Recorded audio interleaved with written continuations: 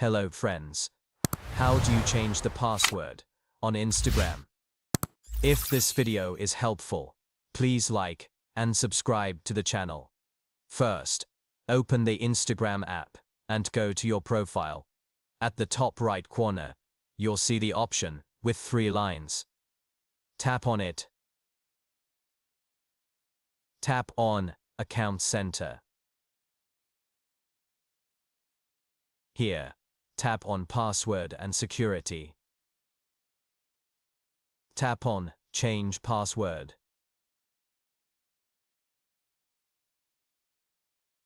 Select the account whose password you want to change. Now, enter the current password. New password, retype password. And after that, tap on Change Password.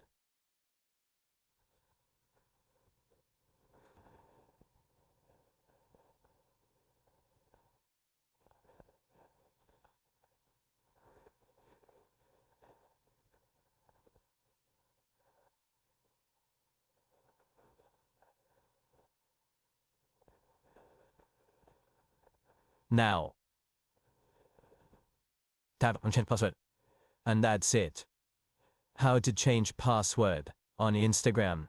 If you found this video useful, don't forget to like the video and share it with friends.